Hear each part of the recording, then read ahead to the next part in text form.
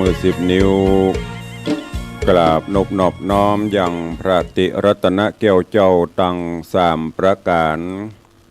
อันมีพระพุทธพระธรรมพระสงฆ์อันเป็นสรณะที่เปิ่งที่เคารพนับถืออันสูงสุดในชีวิตกราบคารวะแตบไตไวสาปารมีธรรมพระมหาเถรานุเถระเจ้าคณะพระสังฆาธิการภิกขุสงฆ์องค์เนนจุตนจุองค์โดยความเคารพขอเจริญสุขเจริญปรสาธุชนญาติโยมพุทธบริษัทตินจองห้องวัดจุหนุ่มเท่าใจยิงก็ขอน้อมต้อนรับทุกท่านเข้าสู่รายการมรดกธรรมกำเมืองและสารธรรมกำเมืองต่างสถานีวิทยุกระจายเสียงพระพุทธศาสนาแห่งชาติและสังคมคลื่นเพื่อการศึกษาพระพุทธศาสนาและวัฒนธรรม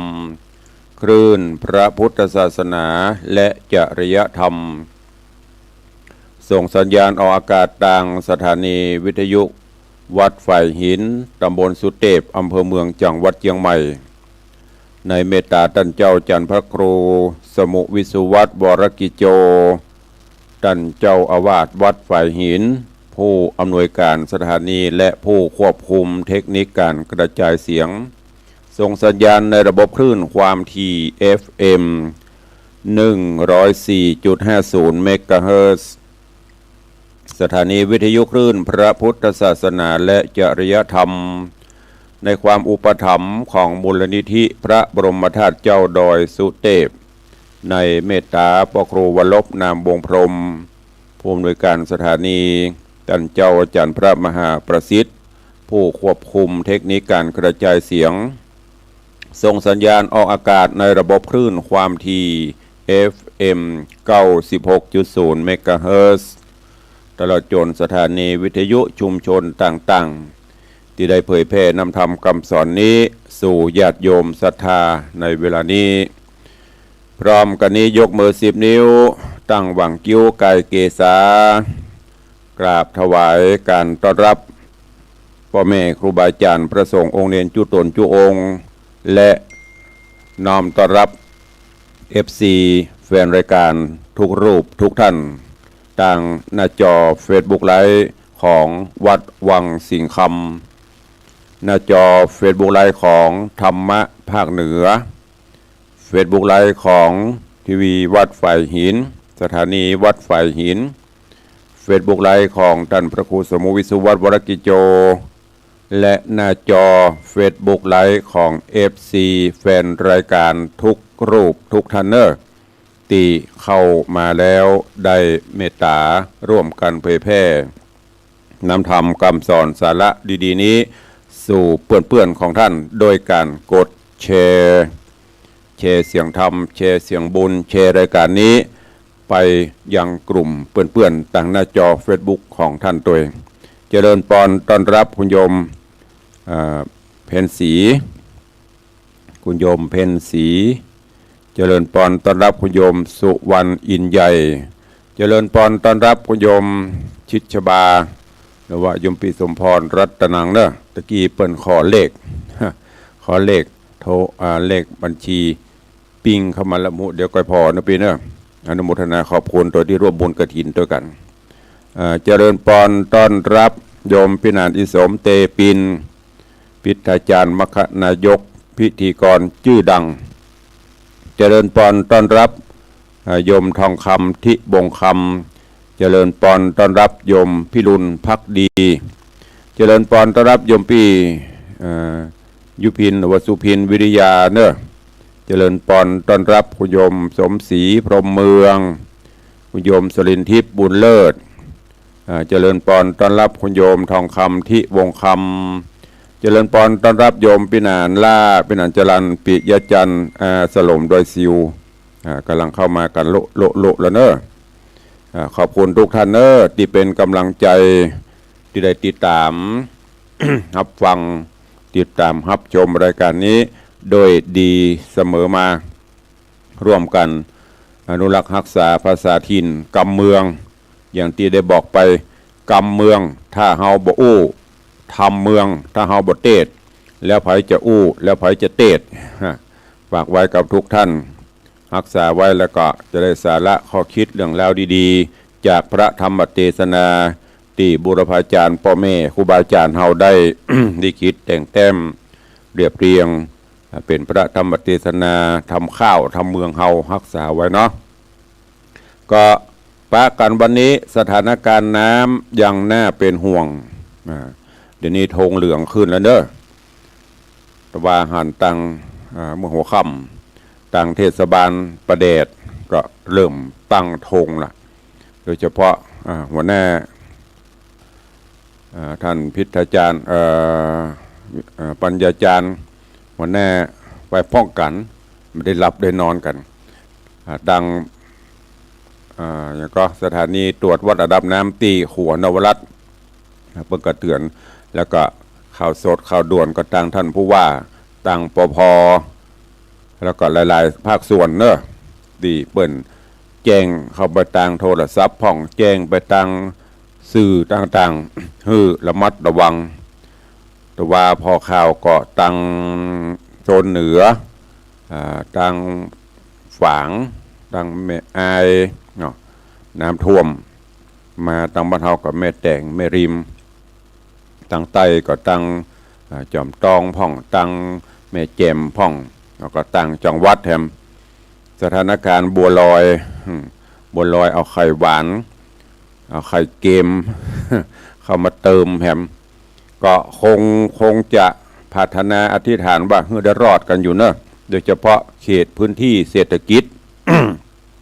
ก็คงจะรอดแล้วก็ขอส่งกำลังใจให้กับพี่น้อง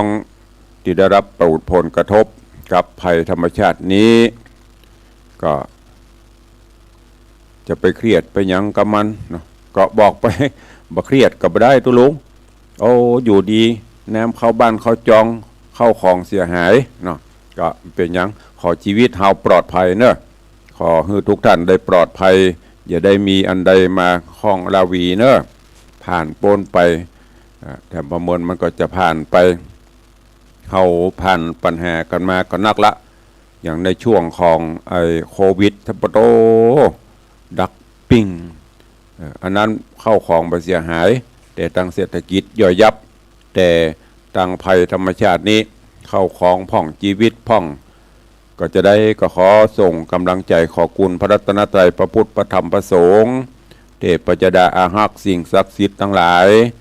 ได้ปกป้องคุ้มครองขจัดปัดเป่าภัยต่างๆเฮโมดเสียงไปบ่อยๆเนอะแถมเมื่อกี้วันก็จะออกภาษาละบ้านเมืองก็คงจะปกติอากาศก็คงจะดีขึ้นเนาะขอให้ทุกท่านได้ใจร่มๆใจเย็นๆเนอะค่อยๆมีสติสัมปชัญญะจะไปเครียดไปโคตรไปหยังเราจะร่วมกันฝ่าฟันปัญหาต่างๆไปได้ด้วยความร่วมแรงร่วมใจกันก็เป็นกำลังใจให้กับทุกท่านตัวเองก็เดี๋ยวท้ายรายการเฮาก้อยโป๊ะปะกันแถมรอบหนึ่งเด้อส่วนญาติโยมที่กำลังเข้ามาทางหน้าจอ Facebook ก็เข้ามาได้เรื่อยๆธรรมสกรรมตุลุงก็จะไปดูเนาะไปอ่านพอทุกท่านที่ได้เข้ามาใครมีอย่างจะแนะนำจะใหญ่ก็คอมเมนต์ได้ไม่ใช่ตามไม่หากันเนอะ คอมเมนต์กำลังใจกันอย่างกก็ว่าหรือมีอย่างจะติเตือน คือปรับปรุงรายการจะได้ก็สามารถคอมเมนต์เข้ามาได้ขอบคุณที่เป็นกำลังใจกันมาตลอดเข้าสู่หัวใจของรายการให้ก่อนเวลากระบวยปั๊บแป๊บปั๊บแป๊บล่วงเลยไปนักละนั่นก็คือพระธรรมเทศนาบัวระวงหงอำมาตย์ขึ้นสู่ยังผูกที่6ในตอนก่อนโพธิสัตว์เจ้าบัวระวงก็กำลังได้รับความทุกขเวทนาบนห้องบัจจัยกรรมเก่ากรรมมุนาวัตติโลโกสัตว์โลกเปลี่ยนไปตามกรรมดังที่ได้นำเสนอได้ได้จ่าพ่อแม่ครูบาอาจารย์ก็ได้นำมาเสนอนำมาชี้แนะชี้นำพุทธศาสนิกชนเฮาโดยเฉพาะพระพุทธเจ้าได้สอนเรื่องกรรม เฮือเจื้อเรื่องกรรมหลีกหนีอันใดหนีได้แต่หนีกรรมหนีไม่พ้นมันจะติดตนติดตัวเฮามาจัดได้เจื้อได้เฮาก็บ่ฮู้เมื่อมาจัดนี้อย่างเฮาสังเกตหันบางคนเกิดมาก็โรยหล่อสวยบางคนก็ทุกข์ยากอนาถารูปร่างอัปลักษณ์มีสปะสปันก็เพราะเป็นไปตามกรรมบัวละวงโหงอมาตย์ในตอนที่แล้วเจ้าบัวละวงหลังจากที่ได้ไปขอจอดขอพักขอย่างบ้านปู่เฒ่าย่าเฒ่าหรือว่าพ่อเฒ่าไม่เฒ่าเนาะที่เฝ้าสวนพ่อเสียถีขอพักจอดพักย่างเปิ้นก็บ่ฮื้อขึ้นนอนบนเฮือนฮื้อจอดฮื้อย่างปืนก็ล่างแล้วก็ป่ายมันพอได้ไปหูเปิ้นมาขอต่อไฟขอยืมไฟขอเตียนขออย่างไปเพื่อจะส่องกินข้าวกินน้ำก็บ่ฮื้อเมื่อบ่ฮื้อพอดีเปิ้นก็มีแก้ววิเศษของเปิ้นเอาแก้วมาส่องแสงสว่างจากแก้ววิเศษส่งแสงประกายเป่งลึงสองเท่าก็หันใส่ก็คิดว่าเป็นของดีของวิเศษแทนที่จะปีติยินดีกับเปิ้นจำจิตใจเกิดความละโมบโลภมากก็ละคิดวางแผนจะนำเรื่องนี้ไปบอกพ่อเสียถีแล้วก็ปฏิบัติตามนั้นจนกระทั่งไปบอกพ่อเสียถีก็มีแล้วก็ค่อยมีแหมโลภเพราะเขาเกิดความโลภมีกิเลสตัณหาครอบงำนักพอสองเท่าไปบอกก็แต่งใจฮือข้าทาสจะบริพารแบ่งกันไปเสาะหาว่าแก้วตัวเก่าหายที่แต่หูแล้วว่ามีจะได้จุดประสงค์เป็นจะได้ก็ไปนำปลาเอาบัวละบงเข้ามาสู่ยังห้องโถงห้องรับแขกบ้านเสียถีแวดล้อมไปด้วยข้าทาสจะบริพารและก็สอบสวนต่างๆไปจกไปล้วงเอาถุงไต่ข้าวเปิ้นแล้วก็เอามาถอกมาเทพอเปียเอาแก้วของเปิ้นขึ้นมาหาว่าเป็นของตัวเก่าใส่โตดใส่ตาเปิ้นแล้วก็สั่งฮื้อเสนาสั่งฮื้อบริวารพวกพ้องจับยับเอามัดเอาเจ้าบัวละวงไปขังไปกังไว้ซึ่งแล้วก็ขี่เปิ้นยาการใจเปิ้นยาการฮื้อที่บ้านนั้นทดแทนที่มาลักเอาแก้วเจ้าบัวละวงก็มาคิดว่าโอ้มันอย่ามาเป็นวิบากเป็นกรรมอย่างเฮาจ้าปัดพรากจากป่อจากแม่มั่มปอมาปัดพรากจากปี่แหมตัวคนเดียวเปียวเอกาสมาเจอสถานการณ์จะอี้แหม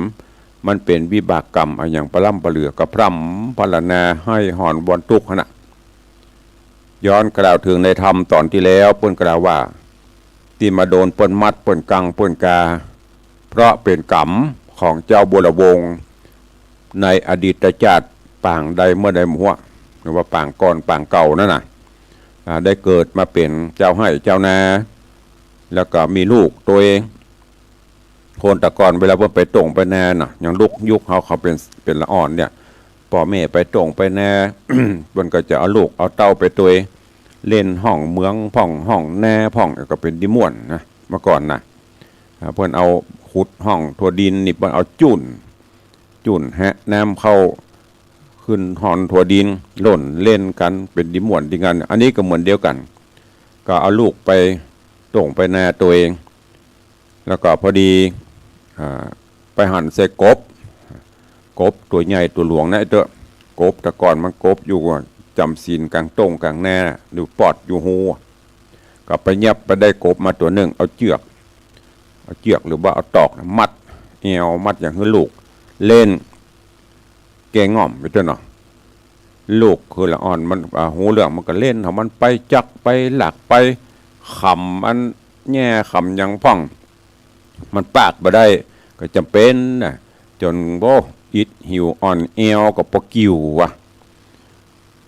ก็จะตายเลยบัตายเลยหายใจขะแวบนิ่งละอ่อนก็ให้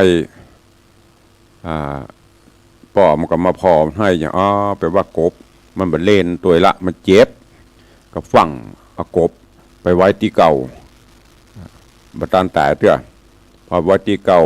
มาเมินมานานกับปืนขัวปืนตัวขึ้นอย่างขึ้นมา เปิ้นว่าเป็นบุพกรรมที่เอากบมามัดจ่องเอวให้ลูกเล่นนั่นน่ะมาในชาตินี้กรรมมาถึงมาหอดมาเติงมาตันก็จึงมาถูกปอเสียถีหาโตดหาตาเข้าใส่ไปปอสั่งฮือขาถาจะบริพานมัดกังเป็นบาปเป็นกรรมในอดีตชาติอันเนี้ยญาติโยมทั้งหลายการที่เขาเกิดมาในชาติเนี้ยมีอันเป็นไปสปะสปันบางท่านก็ประสบความสำเร็จบางพ่องก็มอกปานกลางบางพ่องก็ล้มลุกคลุกคลานก็เพราะวิบากกรรมของเรามันมาฮื้อผลในชาตินี้อย่างที่ได้เคยนำเรียนได้เคยบอกไปกฎหมายบ้านเมืองโตดตันตกรรมต่างบ้านต่างเมืองมันมีอายุเมื่อหมดอายุใจเล่เพทุบายลบหลีกหนีไปกระปนหมดอายุก็ไม่ต้องรับโทษรับกรรมแต่กรรมในทางพระพุทธศาสนาที่ได้สร้างสมมันบ่หมดนะแม้แต่ขออโหสิกรรมกันถ้ามาเป็นกรรมนักแต่มันก็จะเบาบางแต่จะหมดแต่มันหมดเพราะนั้นก็ฝากไว้กับญาติโยมทั้งหลายสร้างแต่กรรมดีละเว้นกรรมชั่วไม่ว่าจะเป็นทางกายทางวาจาทางจิตใจมันทำกุศลคนงามความดีสร้างบารมีทำไปแบ่งจิตแบ่งใจให้บริสุทธิ์พุทธพองจะไปขอดกรรมกับตำเวรกันให้อภัยซึ่งกันและกันกรรมนั้นก็จะไม่ได้ติดตามตัวเขาเนอะเชิญทุกท่านติดตามรับฟังพระธรรมเทศนาบัวระวงโหงอมาตว่าเจ้าบัวระวงต่อไปจะเป็นจะใดโตดตันตกรรมจะเป็นจะใดจะป้นบากป้นเบนบ่ใดก็เชิญทุกท่านติดตามรับฟังในผูกที่6ตอนที่2ต่อจากวันก่อนณโอกาสบัดนี้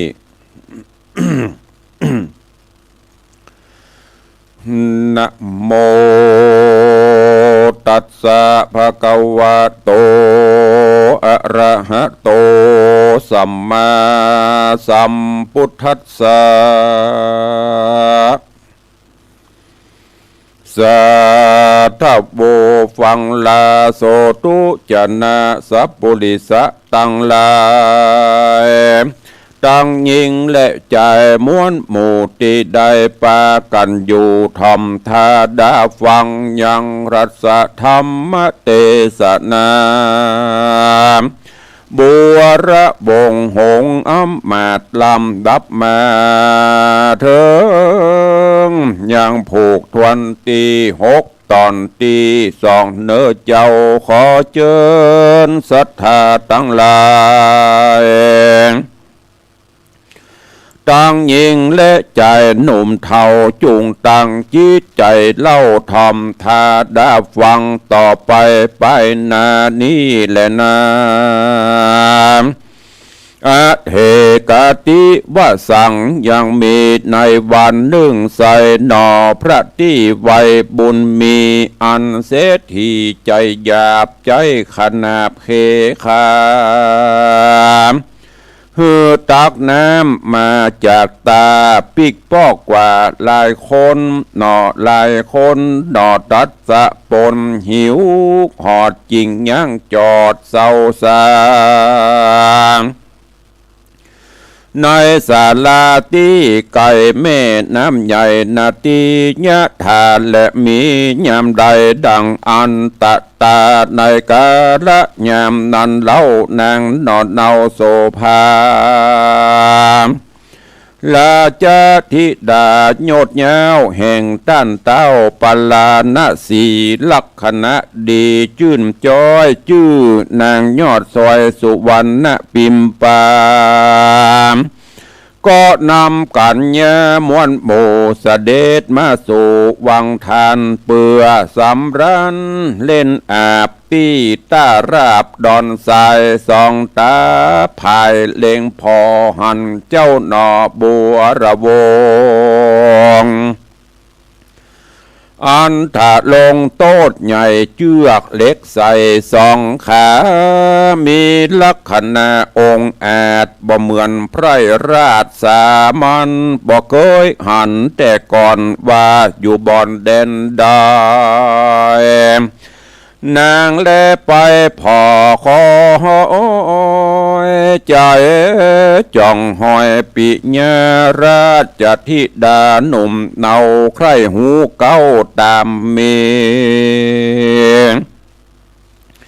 จิงเรียกตาสีกล่อมใจเฮอมาไกลไข่ปันว่ามึงจุงพันไปสู่ยังที่อยู่ใจรำลักษณะแงมบ่อเศร้าอันนั่งอยู่เฝ้าศาลา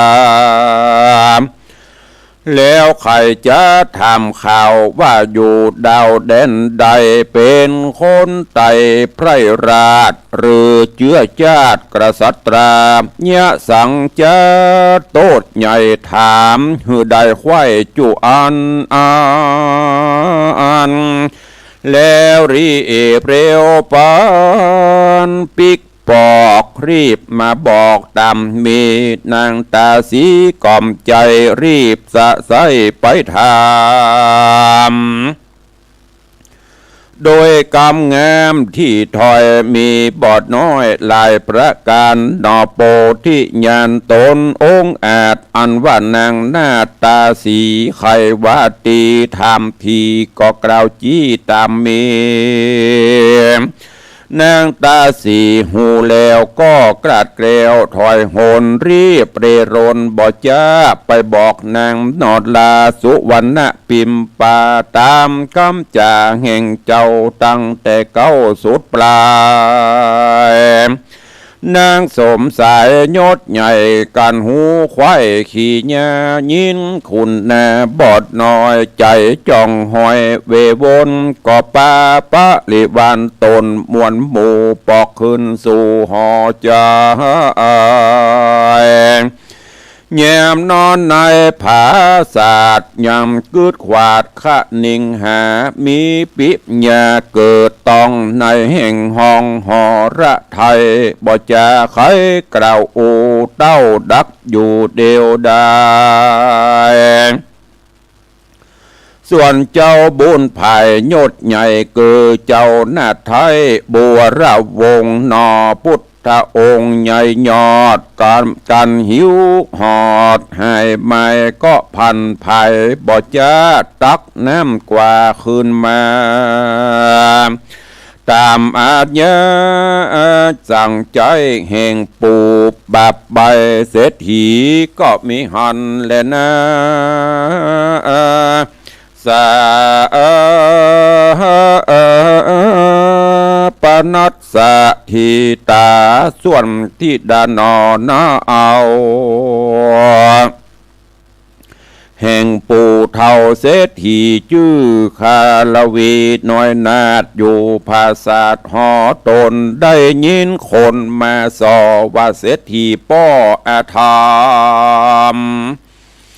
ใจมัวดำถอยไรจากขนาบตาไตจริงเอายังดวงเล่าหน่วยแก้วมีก้าแล้วกวนเมืองซ้ำเส้งเครื่องโคตรใหญ่ยับเจ้าใส่กังกาแล้วเขขายังเจ้าตู้คำเจ้าไงแรงนั่งจอมแปงยอดซอยได้ยินถอยเข้าจ่าพิจารณาไข่แล้วบอกเคยหันเกี่ยวกวนเมืองวันนะเรื่องบ่อผ่อนตั้งแต่ก่อนเหมือนแม่อันกรรมเขาจะเป็นเก่นหรือมีเม่นตามกรรมป้อย่อมอาธรรมบะกระยาบใจมักบาปบดีลีใจมักบาปดีลีแก้วดวงดีนันใสเตียงเป็นของเต้าไทยผาปัลลาอาสันได้จะผู้ป้อเงินคำก่อถมทองใจยังปอง ตั้งบาปข่มขนาบจริงเอาบาปเบาแต่โสดเตี้ยงเป็นโตดตยตันสลีสุพันยอดซอยงามจื่นจ้อยคารวีพิจารณาดีกึดไข่ฮ้อนเอาไม่ไปในนางจริงไขนะปองเล็งตาส่องโลองมาหันกาบตาแจ้งที่บ่มีที่สงสัยหันหนอตาจอมไตโยดใหญ่เชือกเล็กใส่สองขาตักน้ำมาบอกขาดเพียวปัดกวาดดินใส่นางสมใจเล็งพอหันเจ้าหนอตึงวานใจตีบตันไม่เอาอินดูเจ้าเลือลายก็มีหันเล็ดนาอัตเทกติวสังยังมีในวันหนึ่งใส่นางนอไทยคารวีกับตาสีผู้ฉลาดชื่อนางหน้าสุกิตติมาพงเล็งดาเล็งตาสันสองจาจากหน้าปองปลายโบโหนก็หันคนจะคอกนำเจ้าออกเตียวมาตามอาจญาบอกใจแห่งปูเสบูใบเศรษฐีหือหนอมูนี้ยศใหญ่มากวาดใกล้หอนางสลีคิงบางยอดซอยงามจื่ออื่นจอยคารวีกับตาสีผู้ฉลาดก็ลงภาษาดไปปานนางได้หานาทีไกลจะปั่นไม่นอเววามีปิญาลายแหล่ฉลาแพตังเคียงจากตวงติ่งยินยากจักออกปากยินผานเหตุเมินนานจัดแล้วเมื่อเจ้าหนอแก้วบุญนาเกิดเป็นป้อนานั่นใส่นางนาไทยคารวีผู้งามดีจื่นจอยได้เป็นกู้หวยเตรียมตนเกิดเป็นคนจัดนี้ได้หันทีต่อตามนางโสภาหนอดเนาจริงฮักเจ้าเหลือลายฮักบ่หายเสียงขาดสืบจากจาดเดิมอ่อนบ่อาจถอนถอดได้อกเอาไม่นำนานางแสงจ่าเอิ้นบอกเกจ่าคอกตั้งลายว่าอย่าพันภายละพรากหนีละจากไปในกิจการใดน้อยใหญ่จุ่มละไว้สักกรนางบุญนำกล่าวแล้วก็กลาดแล้วไกลกลาเข้าเก๊กหาฟังฟ้าวห้องบอกกล่าวตาสีฮือแต่งดาดีพร้อมพร้อมยังเข้าน้ำอาหารของสมบัติหลายสิ่งละสายิ่งเอาใจแล้วจะใครบอกกล่าวถอยเกข้าคอยตาสีว่าโพจะนะมีมวลโม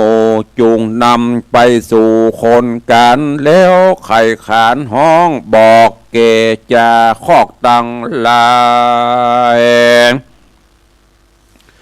กับตั้งใจหนุ่มเนาฮื้อกินเขาจอมกันจะคอกปันรีบหาวปาหนอเต้าบุญมีกินโพจะนะดี หลายสิ่งละสะยิงหลายอันเข้าปากันจื่นสู่จากกล่าวอูยอกุลว่าวันนี้บุญแต่เล่าลูกด้านเจ้าเสียที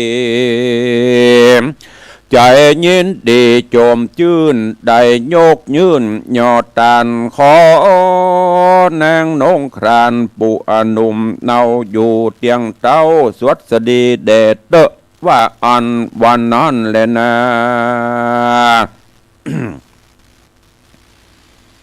โปธิสัตโตปันนาตังทิสวาส่วนโปธิสัตเจ้ายศใหญ่หันนางนาไทยคาระวีลูกเศรษฐีบาปเศร้าก็กึดเล่าไปมาว่ายิงนี่นะงามอาจเตียงฉลาดจบทองหูยังกองอันยิงพร้อมจุสิ่งจุอ่านบอกเกยหันเตใส่ว่ายิงโลกไตเมืองคนจักมีภัยงามเต้าลูกปู่เท่าเศรษฐีโสมดังดียิ่งแย้มดังจ้างเต็มหากลิศนามีกำจะอ่อนถอยฟังจืนจ้อยบอนหูกันบุญจูบ่ผ่อนแต่จัดก่อนตัวตันได้นั่งห่อจันพระศาสตร์สะบวยราชเวียงใจจะขอไปอยู่เฝ้าฮือเป็นเก้าเตวีนอบมุนียศใหญ่คันนิงไข่ไปมามีปิญาเกิดตองในแห่งห้องหอระไทยซ้ำกึดใจไปนาว่านางนอดลาโนงครานมีสมปันอันใหญ่งามพร้อมไข่ตั้งมวลสมเปิงกวนเกเต้าตนภาพดาวเวียงใจกูมาไกลตั้งนาตกต่ำจ้าเครื่องขี่บอกวันดีใจจอดถึงน้ำยอดแปงเมืองตนบุญเรื่องดอดเนากึดใจเราซ้อมตัวว่าอย่าเมามัวมืดใบนี่ใจไฟแปงปันกวนเล่งหันที่แจงยังภาวะแห่งตัวตนการเมาบนมืดบอดบลาตอดวางตำตุกแนะนำลายแหล่เตียงจักแผ่มีมาโบราณจาว่าไว้หือหูควายเป็นมาคนยิ่งใจโลกลาจากโตกต่ำจ้าเครื่องขี่ย่อมบ่หูหนีละพรากเว้นเดียจากศัตรูเซิกมาจูต่อหน้าบ่เล่นกว่านี้ไกลเสกไปหน่อยไปนอกตันจีบอกเป็นจันจีบอกปันเป็นไม้กามากุลหลายตั้งหาเป็นเสกกระไปหน่อยการคนใดน้อยใหญ่บ่เกิดควายพิจารณาฮือตันหาจองกองลงสู่ห้องกามมากุลยอมอาดุลไม่มาดบ่หูขาดคืนวานการกึดหันแจ้งทีบ่ตำบ่การเกิดหันแจ้งทีป่าตัวลีนี่ไกลจากศึกไปในนี้ใดบ่ฮ้อนไม่เรโรนจากป่าโตโหนปนจากตั้งทุกลำบากเครื่องขี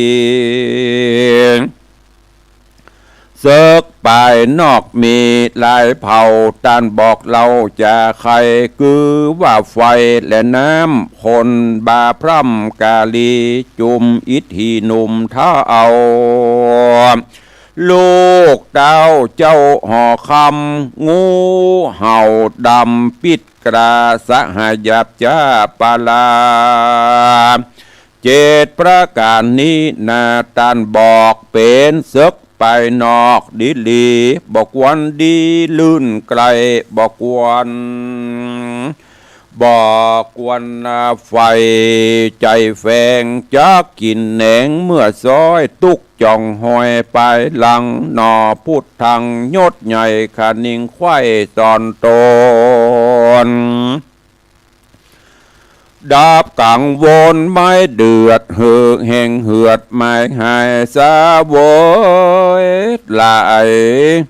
สะบวยโพจะนะลายเมียนแล้วเจ้าตนเกียวหนอมุนีก็รีบหนีปิกปอกกับจะคอกตั้งลายแล้วพันภายไปสู่ยังที่อยู่แดนตนก็มีหันและนา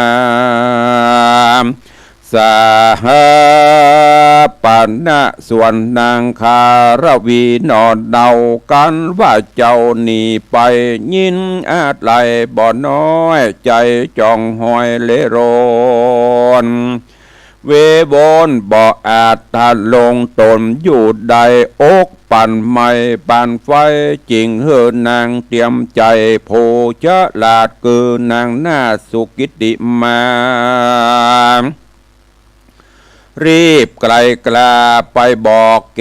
จาคอกตั้งลายฮือพันภายมาสู่ยังที่อยู่หอนางแล้วก็วางตั้งไว้ยังเงินบาทไตคำขากานานาบ่น้อยสิ่งละ500จอมกันนับเป็นปันจกออกเฮอจะคอกจุคนแล้วส่วนตนนางนาดก็โอกาสสัญญาว่าดูราจะคอกสูอย่าบอกปันภัยกันตาวันใส่ตกต่ำยามมืดค่ำจนตาสูอย่ามาอยู่เฝ้ายำตนเจ้าบุญมีประตูดีหับไว้อย่าได้ใส่ขะเจเส้งมาแลอยู่เฝ้าแต่รุ่งเจ้าถึงวันเป็นนิรันดร์จะใจอย่าเว้นไว้วันใดเงินคำใส่กามากูนี้หากปันสู่ป้าไปจูเมียดไว้จกใจเหือนตนโยมหมู่คนจะคอกฟังคำบอกสัญญาแห่งนางโสภายอดซอยเขาจื่นจ้อยเจยบานสาธุการจุโพวัตตุพร่ำหูตามกรรมจักกะตำคำใจดังเมตนางนาไทยปันหมายจาคอกลายจุโพตั้งจื่นโซนานามเอาเงินคำก้าใหญ่ปกเมียดใบในโดนรีบถอยโหนละพรากออกไปจากหอนางก็มีบ้านนอนเลยนะนิธิตังขีญาสังวันนะนาวิเศษจะห้องเหตุบวชละวงหงอมาตผูกทวน6ธรรมะจะดกข้าวซอยปางเมื่อนางนาดน้อยคารวีเอาเงินคำดีก้าใหญ่ตกแต่งใส่รางวัลยกยื่นปั่นหมู่จะคอกนัดบอกสัญญาเงินคำขานี้ใส่มีจ้องใจหลายประการแต่โบราณเก้าเงาตลับต่อเตาปัจจุบันนะนิติตาก็บังโกมสมเร็จสเดช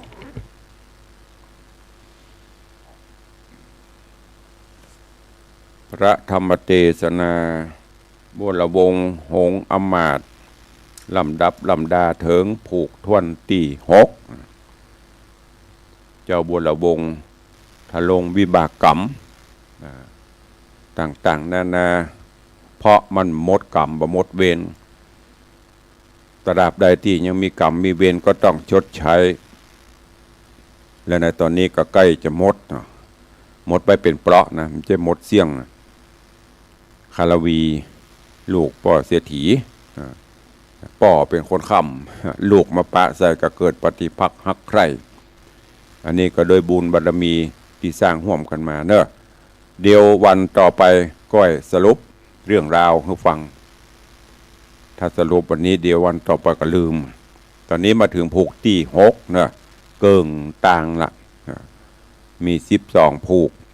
แต่ละผูกก็มาซอยไป2 ตอนก็เป็น24 ตอนแล้วก้อยฟังผูก7ผูก8ไปจนสุดเนาะวันนี้โป่งวางวัตอีด้วยเวลาเขาใกล้จะหมดละก็ขออนุโมทนาขอบคุณเนอะเจ้ามูลศรัทธาเก่าปุจากันเตศกันทำเพื่อบำรุงเสียงบำรุงกาไฟบำรุงอินเทอร์เน็ตเป็นประจำก็คือโยมพ่อเลี้ยงธนวัฒน์โยมแม่เลี้ยงทัดพิชาสุสิงคำร่วมปุจาพระธรรมเทศนากับนี้ร่วมกับ FC แฟนรายการที่ให้ห้อมมาเนาะก็ขอบคุณเนอะโดยเตจะบุญกุศลที่เพิ่นได้เป็นเจ้าภาพปุจาธรรมก็อุทิศบุญกุศลหนุนนำให้ปิตามารดาอันมีโยมปออุ้ยหม่อนสิงคำแม่อุ้ยหม่อนสุใจแก้วแล้วก็ปออุ้ยหม่อนอุ่นแม่อุ้ยหม่อนล่าสุหรือเนี้ยตระกูลญาติวงศาตัวขอสมความปรารถนาเนอะก็ดังที่ได้บอกแต่ต้นเนอะญาติโยมทั้งหลายในช่วงนี้สถานการณ์ทางธรรมชาติก็ยังบ่น่าไว้ใจก็ดูแลกันไปประคับประคองกันไปถ้าผ่านพ้นกลางเดือนตุลานี้ไปเขาก็คงจะหมดละหน้าฟ้าหน้าฝนเนาะ วันนี้ก็ยังมีการสอบทำสนามหลวงอยู่เนอะตามสถานที่อำเภอต่างๆทั่วราชอาณาจักรวันนี้เป็นวันสอบนักธรรมจันตรีเป็นวันที่3วันพุธแห่งวันพุธเป็นวันสุดท้ายล่ะ ญาติโยมทั้งหลายจะมีเจตนาไปถวายอาหารเพลไปถวายน้ำปนะก็จะเลินปอนเจิญได้เนอะวันนี้วันที่3ละ4 5 6 7เหลือแค่3 วันก็จะออกพรรษาวันที่7ออกพรรษาเนอะเตรียมตนเตรียมตัวแล้วก็จากนั้นไปก็จะเป็นงานบุญตักบาตรเทโวโรหณะหลายวัดหลายวาหลายที่หลายตังที่ปนจัดก็ใกล้ที่ไหนก็ไปที่หันเนอะอย่างตั้งโซนตั้งใต้ก็วัดสมเด็จดอยน้อยหรือว่าวัดพระธาตุดอยน้อยมันจะสมเด็จวัดพระธาตุดอยน้อยวัดหลวงพ่อเจ้าคณะอำเภอนะตามที่ได้ยินข่าวตะกี้ทางในเวียงเขานี่ก็วัดฝ่ายหินวัดพระธาตุดอยสุเทพวัดป่าแดดวัดตำในเวียงก็หลายวัดอยู่ทางดอยสะเก็ดกับวัดพระธาตุดอยสะเก็ดก็เชิญชวนทุกท่านเนอะถ้าทางในเวียงก็นี่วัดฝ่ายหินที่ลานธรรมมหาวิทยาลัยเชียงใหม่ก็ไปร่วมกันได้แล้วก็จากนั้นไปก็จะเป็นงานบุญกฐินตามที่ตุลุงได้เชิญชวน FC ญาติโยมทั้งหลายเนอะก็ได้ร่วมบุญกุศลด้วยกันแต่ว่าก็มีโยมพี่หมอมัทนาอัมพันธ์ได้ร่วมโมทนาบุญกฐินเข้ามา1 กล่องก็ 1,000 บาทขอบคุณกับโยมพี่หมอตัวเองเพราะว่าโยมพี่หมอตอนนี้ก็สบายละเปิ่นเกษียณอายุราชการเมื่อก่อนนี้ทำงานเดี๋ยวนี้เป็นไทยอะไรด้วยก็ขอบคุณเนอะกับโยมพี่หมอได้อนุโมทนาบุญกฐิน1 กอง 1,000 บาทขอบคุณอนุโมทนาบุญกับแม่ปันมีงานพร้อมลูกหลานร่วมบริจาคบุญกฐินมา500 บาทแล้วก็บริจาคผ่านปิณาดิสมเตปินมาก็คือโยมแม่อุ้ยมอนเพนพักแม่ครูชัญญาทองอิ่มบ้าน7 ยอดเนอะร่วมโมทนาบุญมา300 บาทขอบคุณทุกท่านโดย รจะร่วมโมทนาบุญตัวก็เจริญปอนแจ้งเข้ามาโทรศัพท์เข้ามาก็ได้เตือนในไลน์ในเฟซเตือนตุลุงก็ไม่ได้อ่านเนาะอาจจะลืมไปโทรศัพท์เอาแน่นอนเนอะโทรศัพท์แจ้งเข้ามาขอร่วมบุญกุศลตัวตาอันตอีก็ได้ตามเจตนากำหนดการตอดถวายในวันเสาร์ที่11ตุลาคมวันที่10ก็จะมีการแห่ต้นกฐินบริวารกฐินของสถานบุญวัดวังสิงห์คำเนี่ยเมื่อวันก็จะเป็นการตกแต่งดาจัดเตรียมสถานที่ภาคค่ำก็จะมีการแห่รอบบ้านไปฮับเอาต้นปัจจัยแล้วก็มาสมโพธิที่วัดในยามค่ำคืนของวันที่10วันที่11ท่านหมู่คณะประธานกฐินก็จะแห่กฐินเข้าร่วมแฮมก็จะมีพิธีหลังจากเลี้ยงข้าวน้ำข้าวตอนแล้วชมการแสดงศิลปะวัฒนธรรมต่างๆแล้วก็จะได้ประกอบพิธีตอดถวายนั่นก็เจิญจวนมวลญาติโยมศรัทธาเนอะกึดใจใดไขว่ใจตันจะห่วมบุญกุศลตัวก็ตามเจตนาศรัทธาก็ฝากบอกกล่าวทุกท่านตัววันที่5วันที่4ที่5เนอะที่วัดกูเต้าเวรุวรรณาราม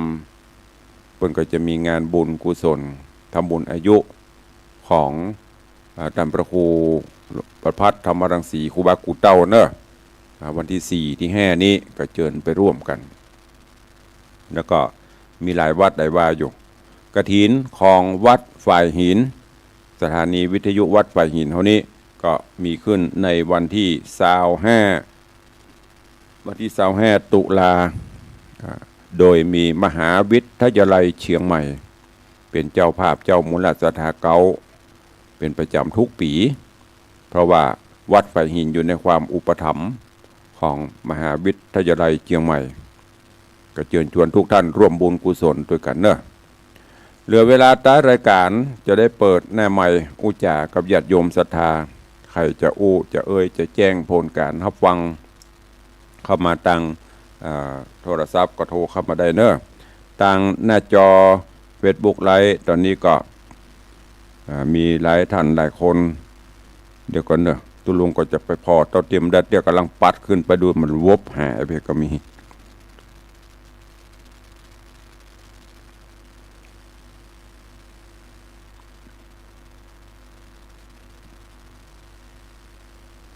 ก็เดี๋ยวก็ไปพอดีกว่านะกลัวมันหลุดไป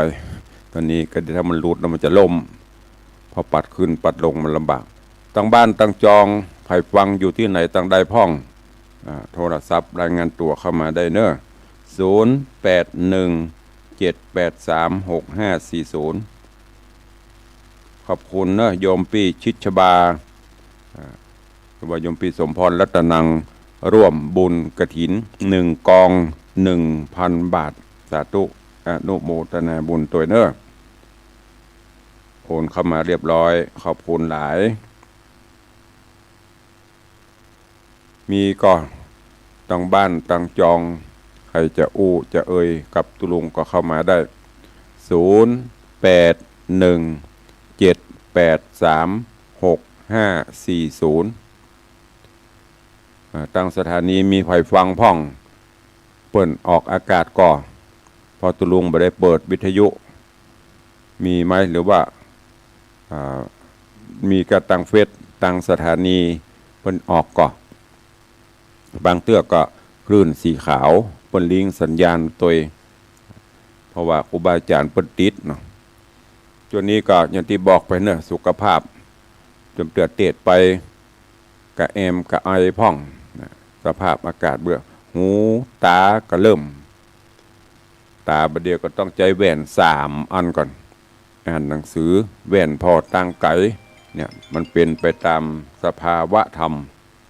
เจริญปอนโยมแม่อัมภัยขอบคุณหลายได้กี่ล้านละปักต้นเตรียมต้นได้กี่หมื่นละพระเตวดีที่แม่เขาได้มาวางศิลาฤกษ์ก่อร่างสร้างฐานก็ช่วยกันเนอะมันเสร็จมันแล้วเป็นชื่อเป็นเสียงเป็นเกียรติตะบงตระกูล โดยเฉพาะตันที่นั้นมาปักหลักปักฐานก่อสร้างถ้าเฮาบ่ช่วยกันให้มันเสร็จมันจะคลาคสังช่วยกันแต่มันมุมาแนะเอากันให้มันเสร็จไปก็จะได้ปีติยินดีเขาได้มีส่วนร่วมมาวางฐานจื้ออยู่ในหลุมในฐานในศิลาฤกษ์กันหมดก็ช่วยกันเนอะสาธุสาธุเนอะขอบคุณโยมแม่อำไพกองราชนี่ก็ในเมื่อกฐินปีที่แล้วก็ได้มาวางศิลาฤกษ์ เขาได้ปักหลักปักฐานสร้างละก็ช่วยกันด้วยความมั่นคงปีที่แล้วนี่9 คน9 ท่าน9 บารมีธรรมรายชื่อแต่ละท่านจารึกอยู่ในแผ่นศิลาฤกษ์ในแผ่นหินอ่อนเนี่ยจะจารึกไปจนโป้โฮงหลังนี้ก็จะมีอายุอยู่พุ่นเป็นร้อยปีพุ่นเพราะว่าถ้ามันรุ่นใหม่ทุกเจ้าต้นใหม่มาเปิ้นอาจจะบูรณะแต่ชื่อของท่านทั้งหลายก็ยังอยู่ในหลุมศิลาฤกษ์อย่างที่เขาไปขุดไปปะเนี่ยโอ้ไผ่สร้างไผ่ยังจะมีหันก็เชิญชวนทุกท่านเจ๊ปล่อยกันนะแปลงให้เราวางให้แล้วก็สวะมันจะนะช่วยกันคนละไม้คนละมือเนอะมีแฮมก็ใครจะตัวตั้งบ้านตั้งจองตั้งเฟซนี้เปิ้นตึงคอมเมนต์เข้ามาเรื่อยๆก็เดี๋ยวตุลุงก็จะไปตอบไปขอบคุณเปิ้นที่เปิ้นมีใจ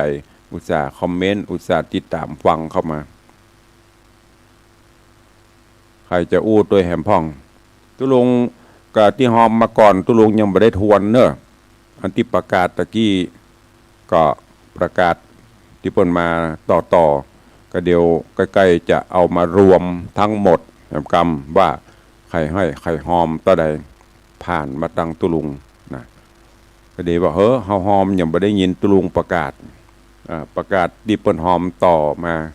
แต่ตอนที่หอมก่อนก็มีในบัญชีนั่นน่ะไม่ได้ประกาศถึงหมดบางท่านก็จะถ้าฟังเนาะไม่ได้ยินก็จะไปบุยวายเท่าเนอะมีไหมใครจะตัวเองก็ขอบคุณกับทางสถานีเนอะโดยเฉพาะหลักที่เขาอยู่ด้วยกันก็ตั้งคลื่นสถานีวัดฝ่ายหินก็ทุกวันเป็นภาคเจ้าตั้งแต่เวลา6 โมงป่ายซะหน่อยบางวันก็ตรงเป๊ะนะบางวันก็จะเลทไปสักหน่อยถึง7 โมงบางเดือนก็ป่ายเหมือนกันเพราะว่าพอตำรวจครูสมุวิศวัตรบอกว่าตามสบายฮื้อสิทธิพิเศษกับตุลุงอาจจะเลยไปหน่อยเพิ่นกับเพื่อให้ได้ทุกวันในส่วนของคลื่น96เฮาปะกันในช่วงของวันพุธพฤหัสศุกร์บ่ายโมงถึงบ่าย2 โมงท่านเจ้าจันทร์มหาประสิทธิ์เพิ่นก็จะเปิดให้บางเรื่องก็เป็นเทปแล้วก็วันเสาร์วันอาทิตย์ก็3 โมงถึง4 โมงบางเทื่อก็ครูบาอาจารย์ติดภารกิจศาสนกิจนักจัดรายการติดเพิ่นก็เอาเทปตุลุงไปใส่นะนี่ก็แจ้งให้อีปล่อยแม่ได้รับทราบตัวถึงแม้จะเป็นเทปเป็นอย่างก็โทรได้บางเทื่อก็เทปออกอีปล่อยแม่ก็โทรเข้ามาก็รับสายอยู่ไม่มีปัญหาโทรหากันได้ตลอดเนอะถึง2 คืน2นี่จะเป็นหลักๆแล้วก็ทราบข่าวจากโยมปกครูวรลบนามวงพรหมท่านผู้อำนวยการสถานีโดยเฉพาะคลื่น96เฮาก็จะมีกิจกรรมมาสำคัญในรอบปีเนอะงานทำบุญสมหาระดมทุนบำรุงสถานีจะเป็นพระป่าเป็นต้านอย่างนี้ทราบข่าวว่าปีนี้ก็พุ่นเดือนธันวาจะมีงานบุญของคลื่น96หามกรรมก็ติดตามฟังข่าวสารกันไปเนอะเอาแล้วเนาะพอควรเก็บเวลาขอบคุณเนอะวันนี้1 เสียง1 สายจากโยมแม่อำไพกองราชนอกนั้นดักปิ้งไม่มีสักเสียงไม่มีสักอีไม่มีสักก็ ก็ขอบคุณที่ยังติดตามรายการโทรเข้ามาร่วมรายการและขอกราบขอบพระคุณพ่อแม่ครูบาอาจารย์ พระสงฆ์องค์เนรเนอะตลอดจน FC ทุกท่านที่ติดตามทางหน้าจอ Facebook ไลฟ์วันนี้เวลาหมดเวลาแล้วตุลุงขอนำรายการจากไปก่อนปะกันใหม่ในวันต่อไปเนอะขอความสุขสวัสดีจุงบังเกิดมีกับทุกท่านเนอะจัตตาโรธรรมวัฏันติอายุวันโนสุขังพะลัง